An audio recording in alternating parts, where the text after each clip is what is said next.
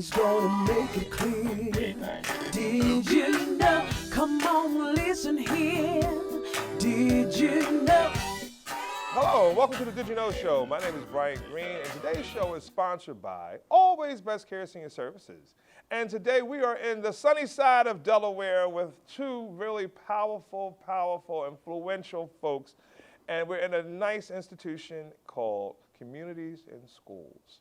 Communities in Schools has a multiple sites, but today we're down in Wilmington, Delaware. Joining me today, I have Tim Fox, who is the CEO and president, and also Dr. Carlton Lampkins, who is the Director of Operations for this location, or multiple locations, but we're going to find out. And to start the conversation off, Mr. Fox, could you please tell us, generally speaking, what Community in Schools is? Sure. Mr. Green, I want to first thank you for having us on your show. Communities in Schools of Delaware is delighted to be a part of what you're doing and how you're presenting us to the community. Second, I just want to give a little bit of an overview of what Communities in Schools is. The national organization is seated in Crystal City, Virginia, was founded 44 years ago. Okay. And in 1992, CIS of Delaware was founded. And so we are approximately 28 years old. We provide support services to students in all 3 counties of the state. And really, we're focused on finding out how we can build bridges and close gaps for young people that have historically been marginalized in the state, and really help the education system come up with opportunities and alternatives that give them a better chance to be successful. And so today, as we're having this conversation with you, we're hopeful that we will be able to make more people aware of the work that we do, how important that work is, and how in the times that we're in as a country, as a state, that what CIS does is essential to the fabric of our state, our schools, and the different neighborhoods that we're in.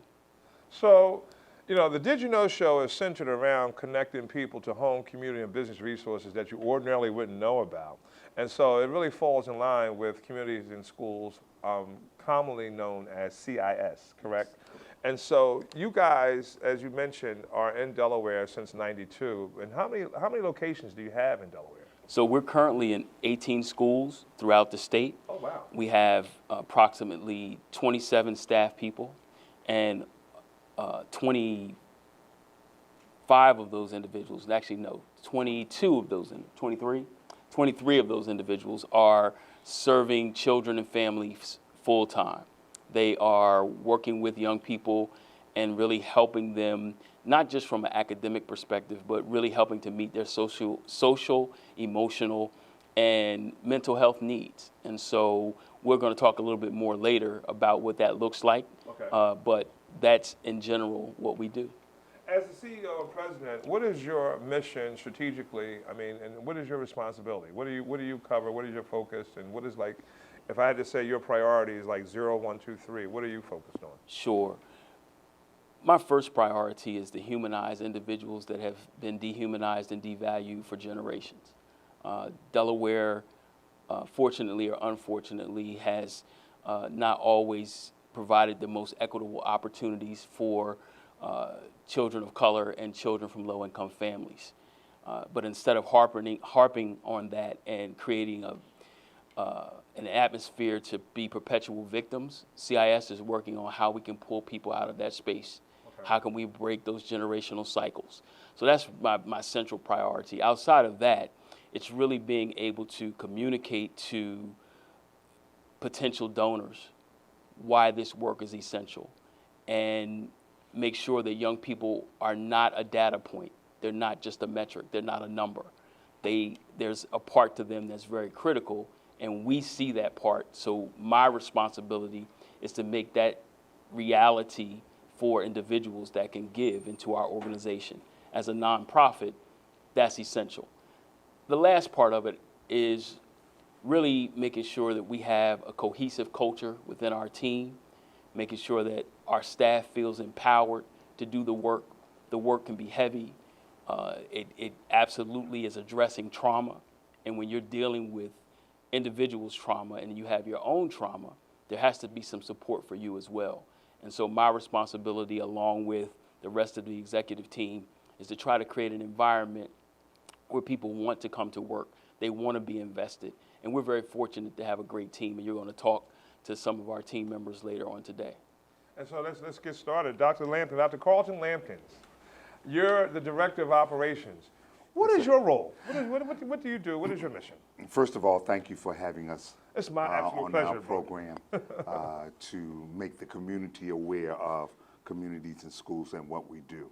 As a Director of Operations, being very succinct, I provide programming and data management support to all of our school-based staff. Okay.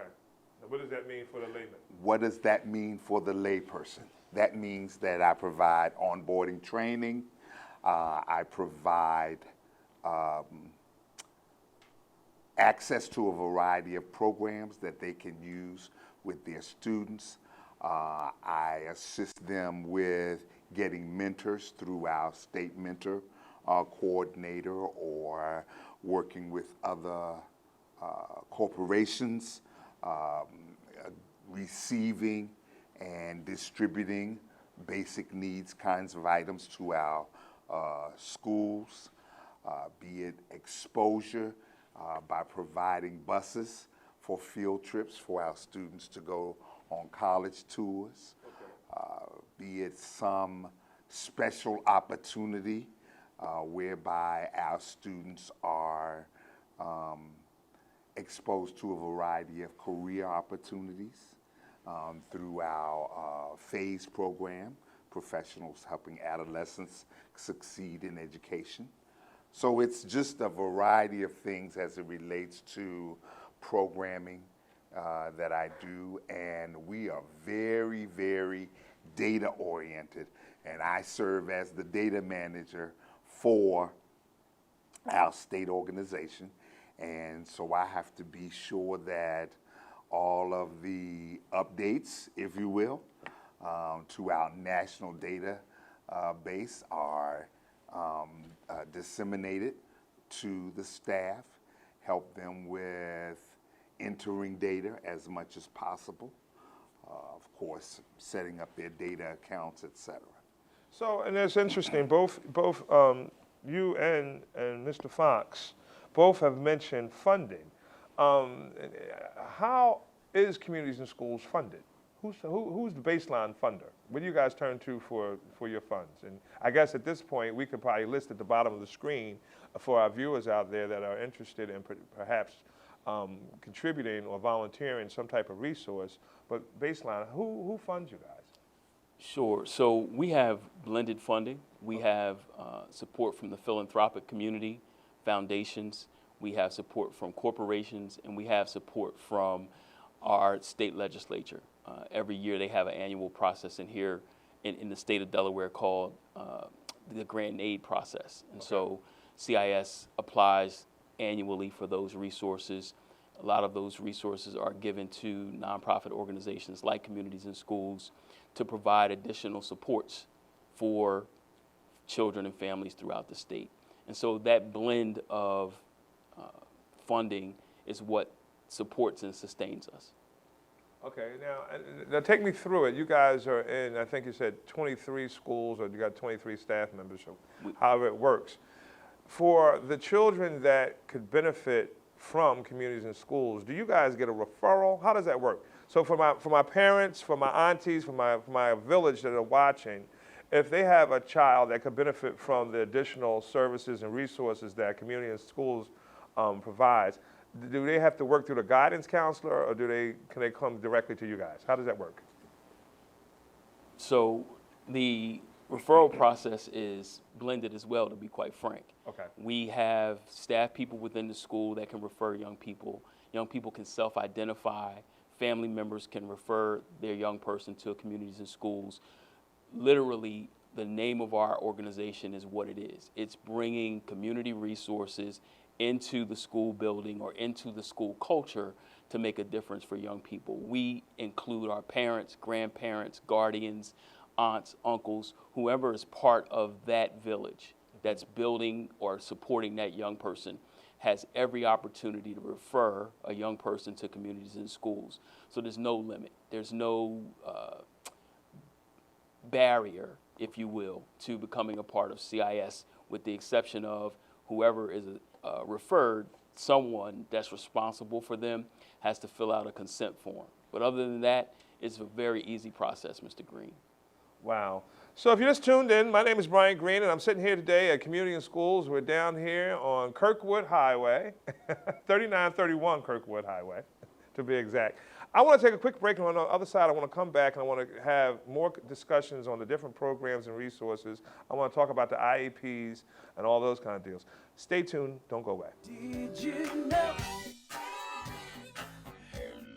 Always Best Care specializes in helping seniors who wish to remain in their home but need assistance.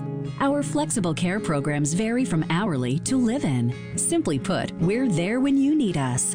And Always Best Care is an approved Community Health Choices provider. Call today and we'll meet with you to develop a personalized care plan. Always Best Care Senior Services, doing more, caring more, and dedicated to exceeding your expectations. Always. Always Best Care is a great place to work. Flexibility, leadership, purpose, great benefits. There's never a dull moment. Diversity, inclusion, compasión. We love our jobs. If you're looking for a great place to work, you can join our compassionate Team Green. You can apply online at teamgreenabc.com or call 267-909-9248. Teamwork makes the dream work. Did you know? Welcome back to the Did You Know Show. If you just joined us, we're here at the Communities in Schools program. We're talking to two of the administrators, Dr. Carlton Lampkins, who is the Director of Operations, and we're fortunate to have the President and CEO, Mr. Tim Fox. And so we're continuing our conversation, and I want to just ask, right now when we're in the middle of the pandemic, of course, a lot of our educators and students alike have had to kind of adjust and evolve. What is the current climate and some of the challenges that you guys are facing now with communities and schools? Sure, Mr. Green. The realities of the pandemic are layered, and we're seeing it in a lot of different ways. In March, when schools closed, communities and schools, along with a number of different organizations, had to pivot. They had to make some decisions about how do we stay engaged and stay invested despite the fact that schools closed. And so when you ask the question about the current climate and how we adjusted to it, we had to take a service that really is designed to be in person and one-on-one and do it virtually. And so we were very fortunate to be able to do that, and we shifted. The challenge with that is being able to maintain the level of engagement that you had prior, because the demand on young people's time, the demand for technology, we really encountered the digital divide and how the students we serve in particular don't have access to technology. Many of them didn't have access to Wi-Fi. And so there was a lot of effort to try to balance and bring equity in a space where there was no equity. Communities and Schools did its part to try to help with that. Continuing to provide services, delivering food, delivering technology, delivering learning packets so that our school partners would know that we were still invested and engaged and really committed to serving our kids despite the fact that they weren't in the building. So the climate has created some barriers, but they're not barriers that we haven't been perpetually climbing over, right? We're trying to move some of them out of the way, but the reality is when you're dealing with something that is of plague proportions, you don't just move it, right? So you have to find strategies, develop strategies that allow you to stay present, stay involved, not put your people in danger, but be as much support as possible to the children and families we serve. That leads me to my next question. As you're sitting here, I'm thinking to myself, as an administrator, how do you continually motivate or engage your staff? Because I have to imagine that the lesson plans have changed. And then, you know, it's like most people, when you follow social media, there's this meme out here when the kid is turning the computer off and they're playing video games, but it still appears that they're kind of engaged to the class, but they're not. And so, for the parents that are working from home, the kid is in front of the computer, but they're not paying attention. It's a new way of cutting class.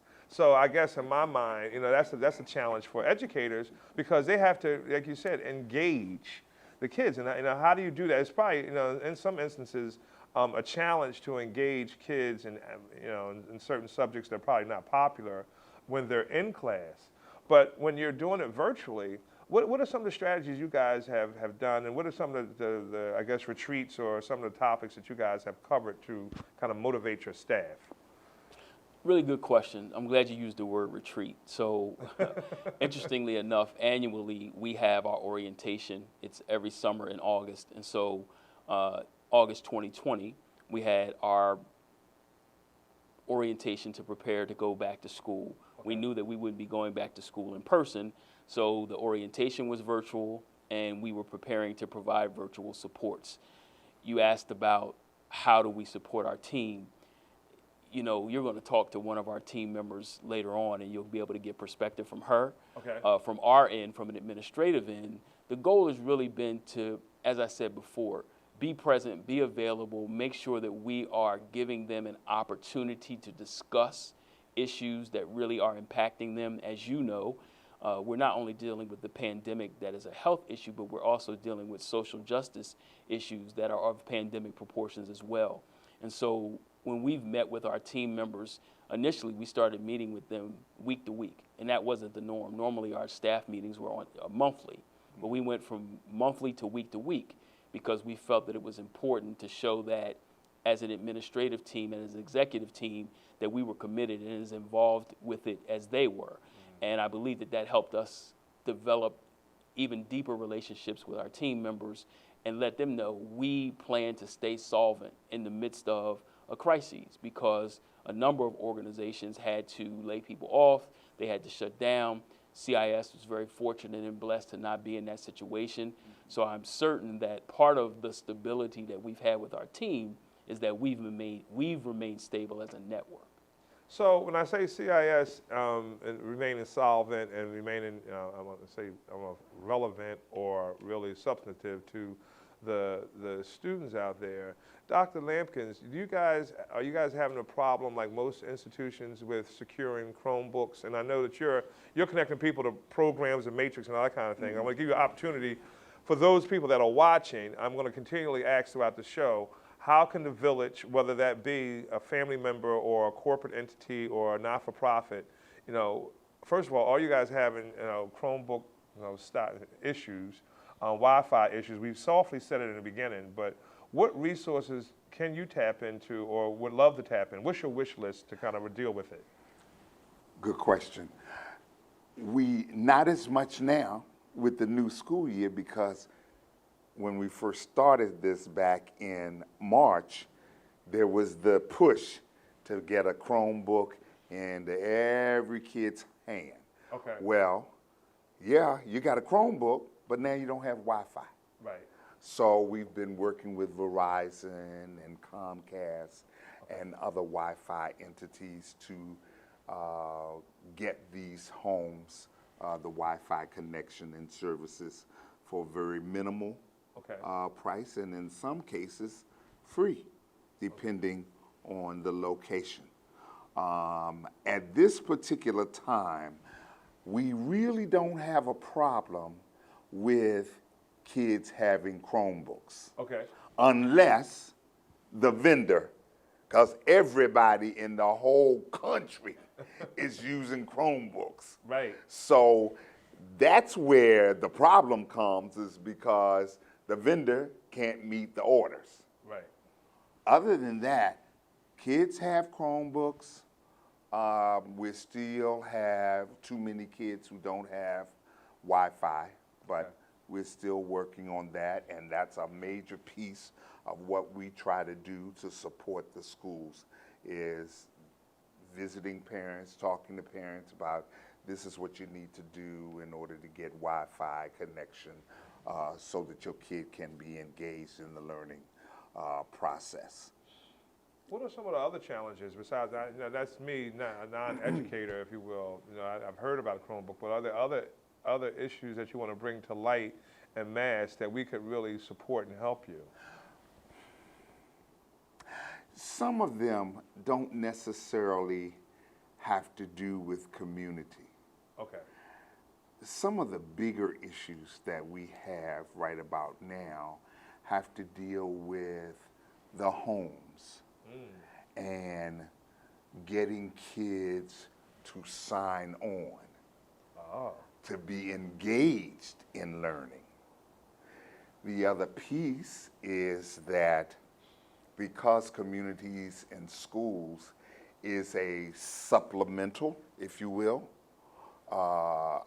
entity to the meeting the needs of the whole child, sometimes we don't have the access remotely that we'd like to have because, of course, we realize that they have to do the academic thing. Okay. And so we help with that by talking to parents, calling parents. We do talk to groups of kids at certain times. It may only be an hour here or a half hour here, whereas when you're in person, you can kind of negotiate working with a kid or groups of kids by having relationships with staff members. So the whole idea of them signing in is, and it's an attendance issue, okay, because they do take attendance. This new school year, they do take attendance, and if they don't sign in, they're marked absence, and the parents get a call that night, oh, your kid wasn't in class today, okay? They weren't logged in. That's right. Plus, I think, in all honesty, the bigger piece of the issue is all kids do not learn by technology. That's the truth. And you know, as I'm sitting here thinking, you know, my daughter needed additional support. You know, for those that follow my show, both on the radio and on TV, know that my daughter has low vision. And so her mother and I would look forward to the IEP. And I guess now you guys have that's kind of evolved to the student support plan. But, you know, and we were not perfect parents to by any stretch of the imagination, and it was new for us. And in the academia, that's almost 30 years ago to now, technology has evolved. But one of the things, I guess, from a parental standpoint, what you have to address, what you're softly saying in the most politically way as you can, but what I want you to really get into, you or Mr. Fox, the needs assessment. Because probably one of the most difficult things for a parent to really come to reckon with is really addressing the fact that your kid needs additional support. Absolutely. And, you know, what does that mean? Because the additional support, you know, that's not just for me. It means a partnership with the educators. Right. And then for the educators, if they have, you know, different social economic situations where the ratio might be skewed, if you have a kid in that class that needs that additional support, then you're also pressured to give it. Right. And it becomes an egregious task when the parents are not supportive. So again, back to that question. Well, first, I guess, you know, let's start the subject about IEP, how that has evolved to student support plan. Could you make that distinction? Sure, absolutely. IEP means Individual Education Plan. Okay. And it has, since 1975, been associated with students with disabilities. Okay. Okay?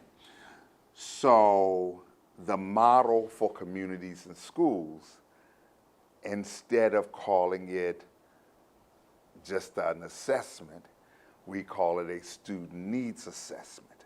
Okay. Okay? Instead of calling it an IEP, we call it a student support plan, so that there's no, because we don't just serve students with disabilities. Okay. Some of our students do have an IEP, but we don't just serve. In fact, I would probably say that most of our kids are not students with disabilities. They have other academic, behavioral, attendance, and social emotional needs. Everybody that has a need that way is not identified as a student with special needs, with disability. So our needs assessment, we have a variety of questions that we ask kids to determine the risk factors, be it homelessness, be it health issues, not just physical health, but mental health issues, be it substance abuse issues, be it domestic violence issues. You have a lot of kids probably suffering from PTSD. Absolutely. We have kids who have just a whole range of issues and concerns that we call risk factors. Okay. And so we do have an interview, an intake that we do with kids who are referred, because the referring source has to tell us, what are you seeing that makes you think that communities and schools can be of assistance and support to this young person? Okay. So from there, we then find out, we look at kids' grades, we look at their behavior record, we look at their attendance record, we look at all of that sort of thing to determine what the goals, and we only ask our site people to do 2 or 3 goals, because oftentimes less is more. Okay. No need of having 10, 15 goals. Okay. Okay. And not being able to help the kid meet those goals, but have 2 or 3 goals and look for incremental improvement, just like you do with an IEP.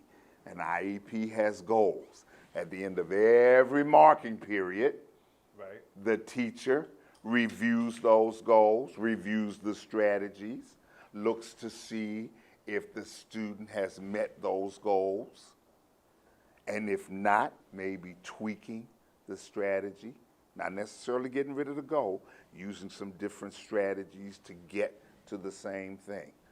We do the same thing in communities and schools. They only have 2 or 3 goals. Every marking period, the site coordinator or program specialist or graduation coach, right, will review that kid's improvement, okay, so, and make adjustments. Mr. Fox, as the president, CEO of Community and Schools, strategically, I want to end this segment with you giving us Community and Schools goals, your priorities, and any wish list of any type of collaborative partnerships that we could tell to the masses and how they should get in touch with you and that kind of deal. Sure. So, a wish list would be longer than we have time to discuss, right? Okay. But I will try to narrow it down. Come on with it. What I will tell you is that the first thing is we want people to engage. Okay. Our website is www.cisdelaware, spelled all the way out, DELAWARE.org. And for our viewers, it's right at the bottom of the screen. Yes. And you can go to our website. You can look to see the work that we're doing. We actually have a donate page. Oh, okay. So if you are interested in donating, you can donate through our GoFundMe account. Is it tax deductible? It is tax deductible. Okay. You will receive a automatically generated tax letter when you give. And so your support is needed perpetually. So if you feel interested in giving, feel free to do so. In terms of needs beyond funding, for us, it's really critical that people understand that they do have supports available, that there is help. A lot of times, especially given the pandemic, this sense of isolation occurs, this sense of I'm in it by myself, I don't have help. That creates additional stress and trauma. Communities and schools, locally and nationally, wants to be that difference maker, wants to be that support system that says, if you're dealing with stress, you're dealing with trauma, your child is struggling in any way, We want to be that support system. We want to be the help. And so I think that for me, if I had to prioritize, it's really broadening awareness and understanding that there is support available and that communities and schools of Delaware is a central piece of that support. And when you give to CIS in any way, you give your time, you give your money, you refer a young person, you are helping us even the bar, because the inequities are prolific. Okay. They're not going away. We're just taking steps every day to reduce them. And so that, to me, is what people can do. They can talk about communities and schools based on what they've heard today. They can go to our website, find out more information about the work that we do. They can give, and they can refer.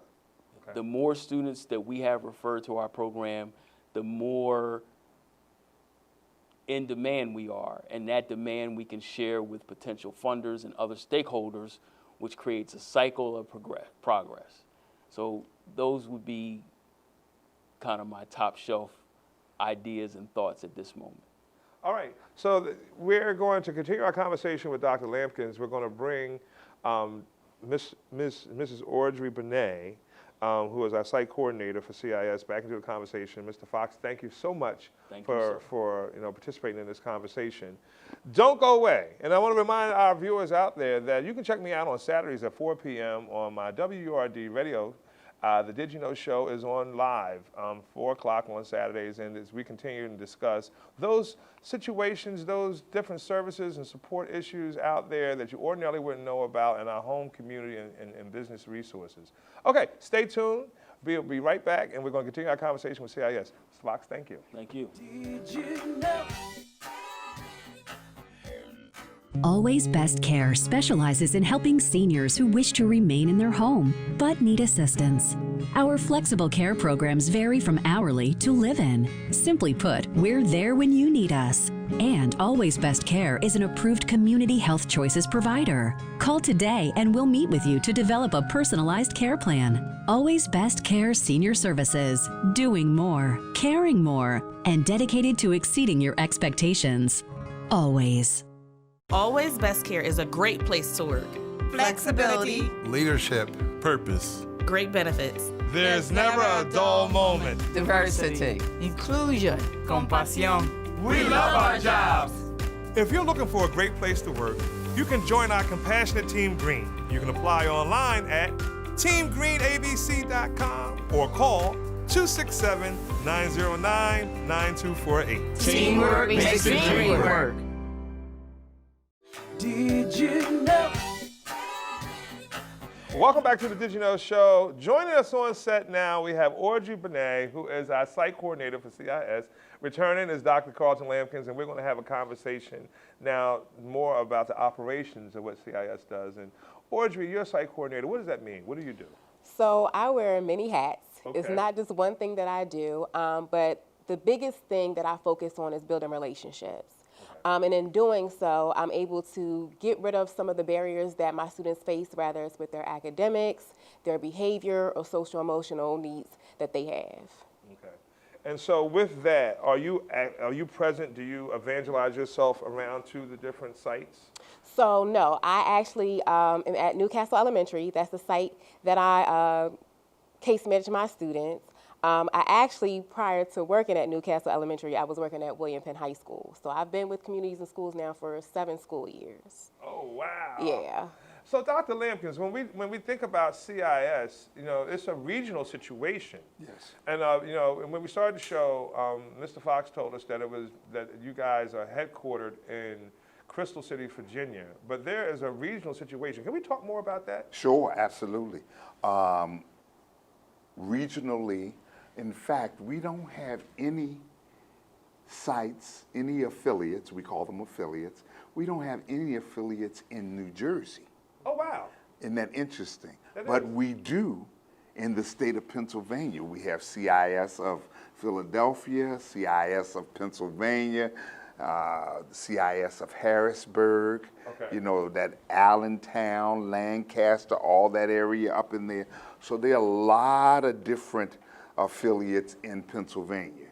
We also have maybe 1 or 2 affiliates in the state of Maryland. Not near us, say like in Elkton or Aberdeen, nothing that close, but more like in the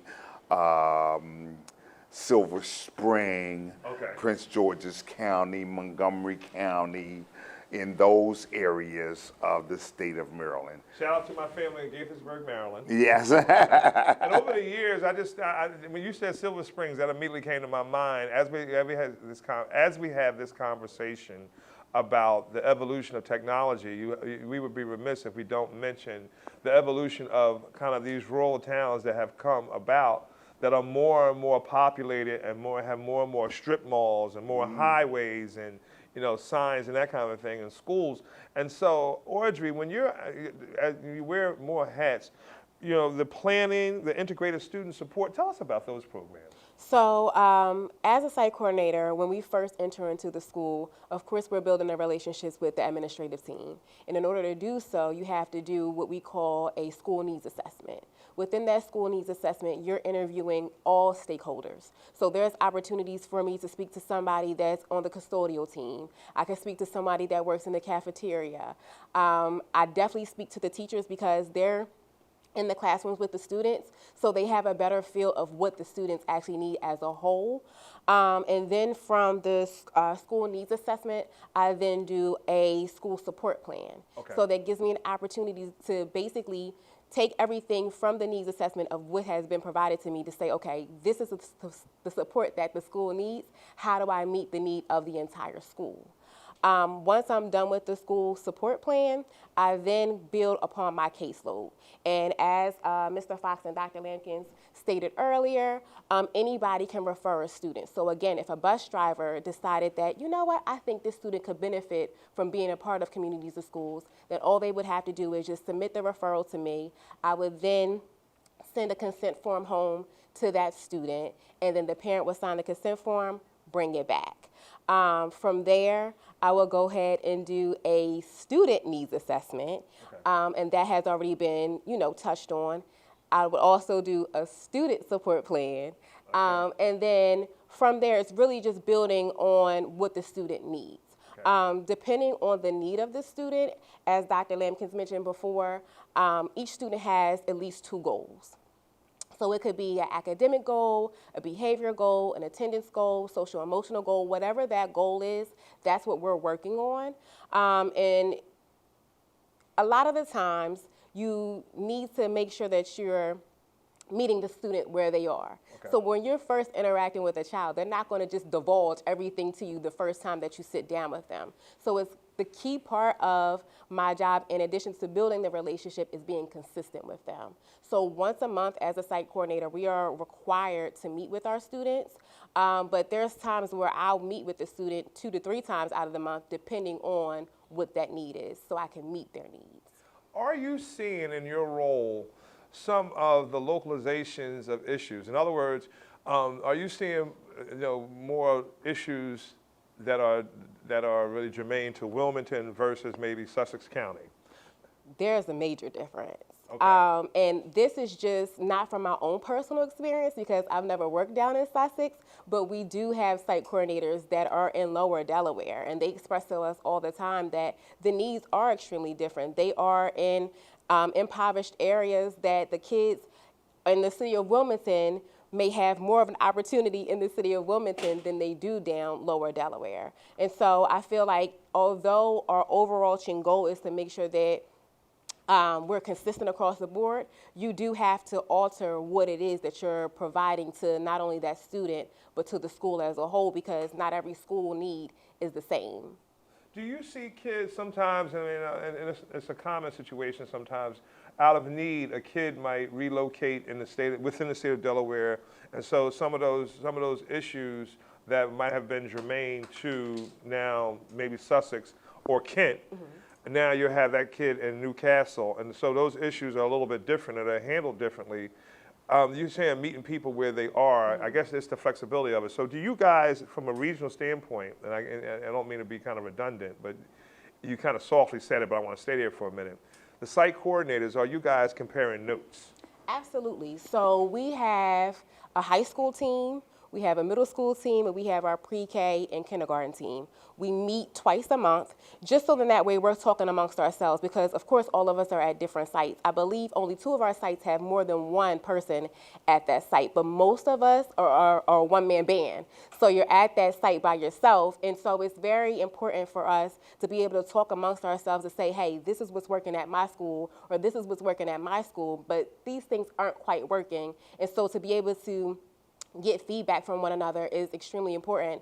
And our admin made sure that we were able to really talk amongst one another to get that feedback from one another.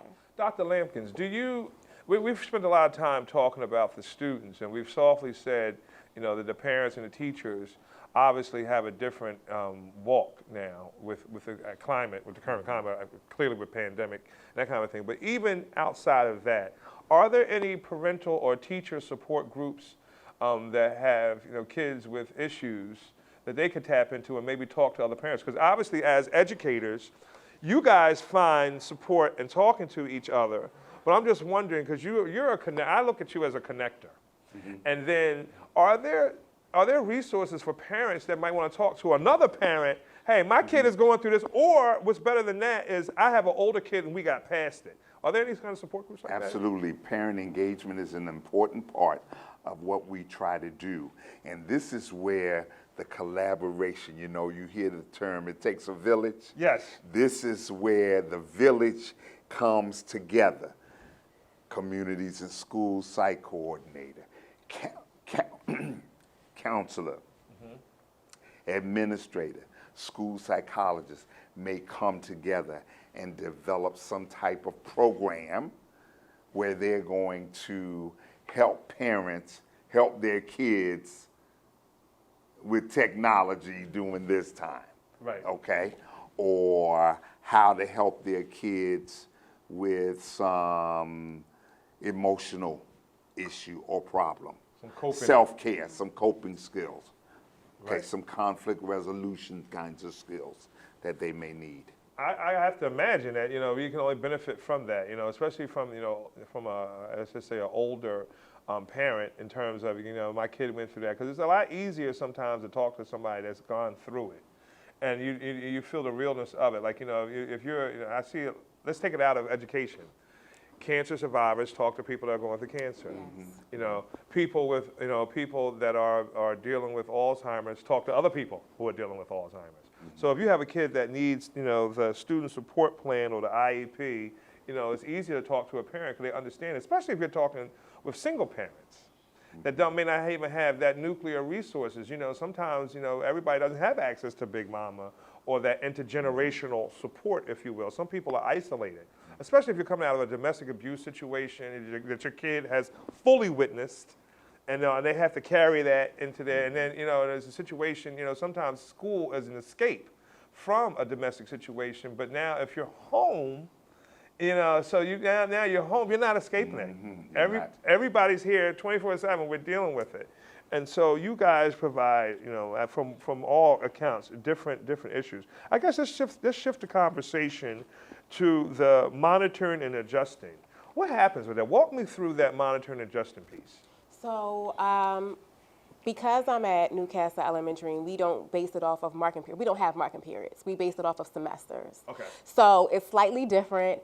Grading is very different at that level. So it's hard for me to even really tap into the academic goal of my students because I can't constantly see from day in and day out where they are. I sort of kind of get it on the back end. However, at the beginning of the school year, I set goals with my kids. And although they're very young, I'm teaching them right now. We're actually getting out of that segment and we're moving into growth mindset.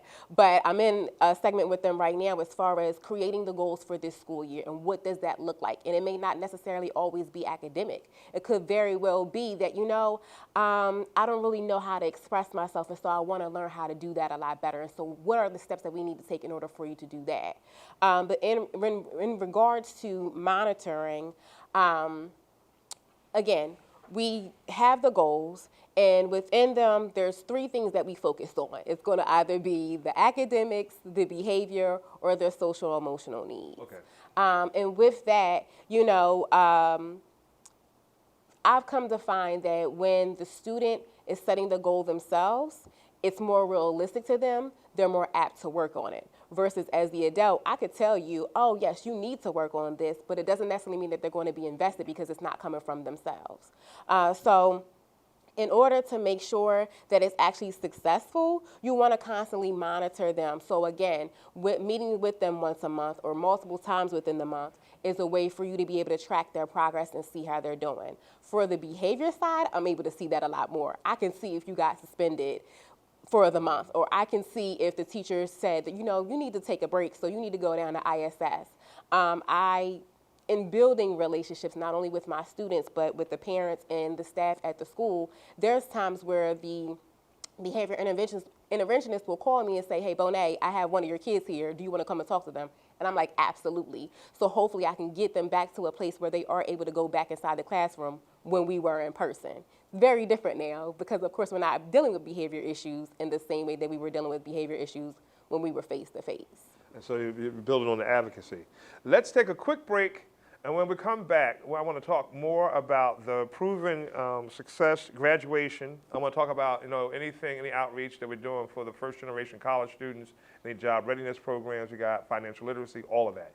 So we're going to take a quick break and we're going to come back on the other side. We're going to round down the show. Please stay tuned. Did you know?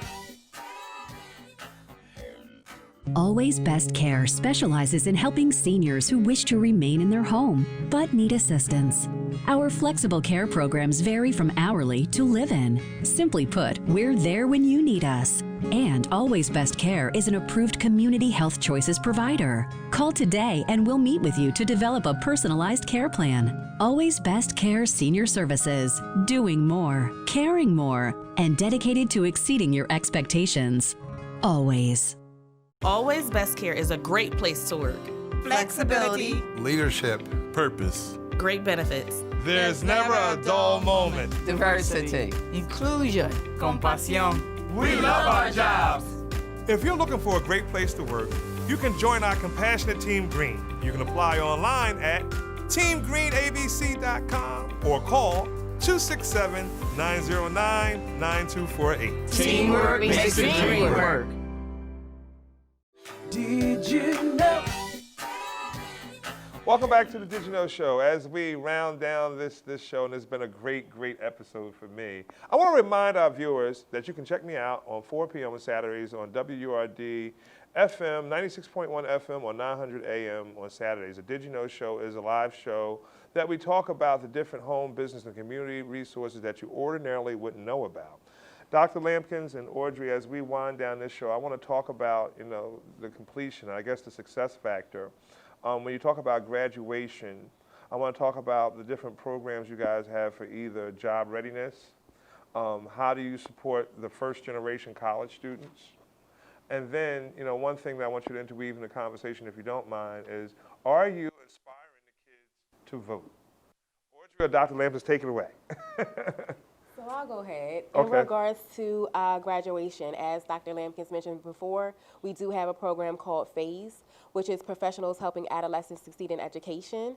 And with that, students are able to, well, they once were able to go to job sites at Discover and Job Shadow. They were able to do that once a month, and it was twofold. Not only were they able to job shadow, but they also had an opportunity to gain a mentor through the person that they were shadowing. Okay. I know we recently have a partnership with Christiana Care, where they will be teaching our young students all about healthcare, but not just from the physical aspect, also from the aspect of HR and how do you engage with the community and things of that nature. So that's another opportunity that's going to be becoming available to our students really soon. And not only just for our high school students, but for our middle school students as well. They're really trying to focus on grabbing the students earlier, right, so then that way you have a better result on the back end. I know the young lady that was on our call yesterday, I believe her name was Miss Smith, correct? Right. Miss Smith was basically saying that by the time they reach high school, at that point it's too late. And I feel the same way in regards to the work that we do. Sometimes when you're trying to engage a student, it's too late by the time they reach high school. So why not expose them to a college tour at the elementary level, which I've had the opportunity to do plenty of times. So you definitely want to make sure that you're engaging the students as much as you possibly can earlier on and exposing them to things as soon as you possibly can.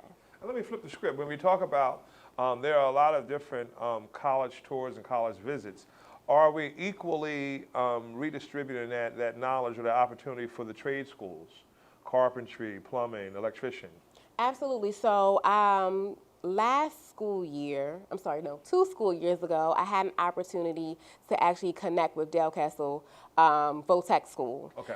To be able to give my students that other alternative. We know that not every student wants to go off to college once they graduate high school, so why not give them another alternative and another opportunity for them to be successful? Are you for the kids, whether they're the first generation college students or not? Because if you're first generation college students, that's my sweet spot. You know, I had the blessing of going to college at the same time my mom and my grandmother did. Shout out to 1199C Joseph Talbot Scholarship Fund. We'd be remiss if I don't say that. But we kind of learn together, if you will. And these days, you know, with the FAFSA and the common application, you need almost a financial advisor, a lawyer, and an accountant to help you fill out those applications. And you know, if you don't have a parent that has gone to college, you know, sometimes kids, you know, it often happens a lot, you know, they get in, but they don't stay in. And so you know, I focus with a couple of programs that I'm connected to, and I'm always curious from the K through 9 programs and a support system like CIS. Are you connecting kids to resources and mentors that can help them through that process? Go ahead, Doc. Even at all of our high schools, our counseling departments have admissions, financial aid, all of those kinds of programs where parents are invited in along with the students to discuss the application process, the financial aid process, even have sessions where they walk them through the application process, the financial aid process, FAFSA. And we always encourage, whether you think you qualify or not, you still need to do it. In addition, in the state of Delaware, and I think it is coming up very soon, it is called College Application Week. It happens in November in all high schools. I didn't know that. Okay. In all high schools in the state of Delaware, counselors spend a week. Every kid, whether they go or not, whether it's to a 2-year school, trade school, regular 4-year college or university, must apply. Oh, wow. Wow. So that's something that's been going on now. I think it's probably been 5-6 years or more, but it's called College Application Week in the state of Delaware. And I think it's coming very soon. It's coming very soon. Do you guys and your team, are you talking about voting? Absolutely. It's imperative. Because young people can we agree that young people are leading change Absolutely. in a really good kind of a way? Yes. There's a fire that's taking place right now, and you want to build on that momentum. And so it's imperative that we talk to our students in regards to understanding that their vote will make a difference. You just have to vote. Right. And if you don't, then you're a part of the problem and not the solution. And you definitely want to be a part of the solution. And it's important that, especially, I think, our students of color understand the struggle. The history. The history behind, you know, we couldn't always vote. Exactly. It is, you know, consider it a privilege, an honor to be able to vote. You know, and with that too, not just the people of color, you know, women at one point could not vote. That's right. And were only thought to be, you know, domestics or nurses and that kind of thing. You know, one of my favorite movies as of late is the movie about Ruth Bader Ginsburg's career on the basis of sex. If you haven't had a chance to check it out, check it out. But when I think of young people and, you know, them leading change in a very, very organic way, You know, the young minds. They say that when you have a kid, you know, when they ask you questions, you should never put them off. You should answer them, because that's when your endorphins as a young person is taking in all of what you can take in, even at the early ages. And you pick up a lot of different things, you know, from social habits and that kind of a deal.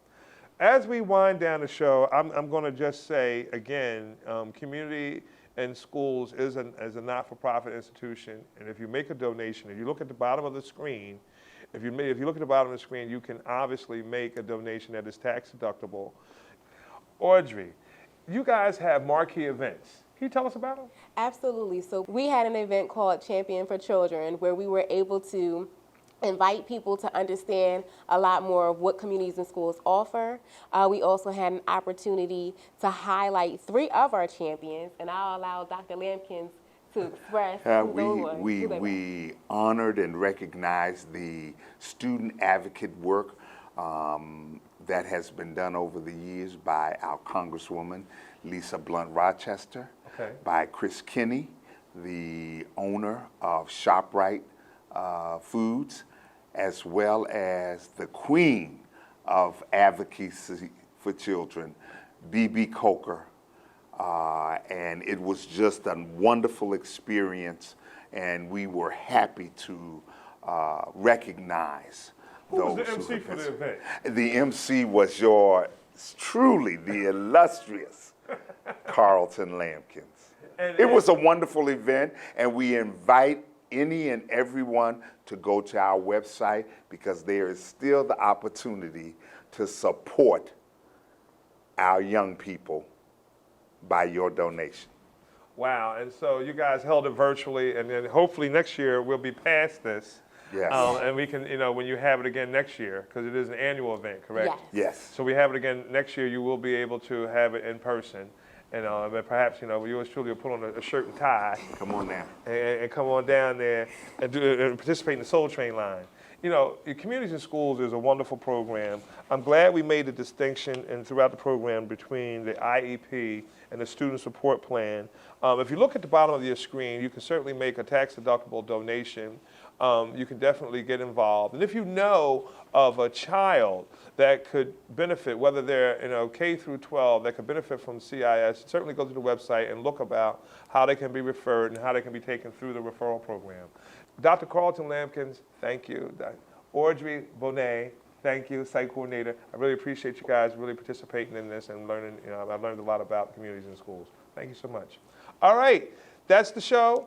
I want to just again remind you, if you didn't know, you can check out the Did You Know show on Saturdays at 96.1 FM or 900 AM. The Did You Know show is sponsored by Always Best Care Senior Services, Philly and Delaware. Thank you and have a great day.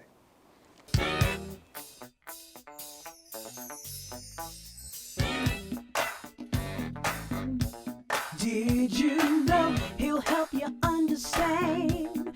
Did you know always a right-hand man? Did you know he's gonna make it clear? Did you know? Come on, listen here. Did you know?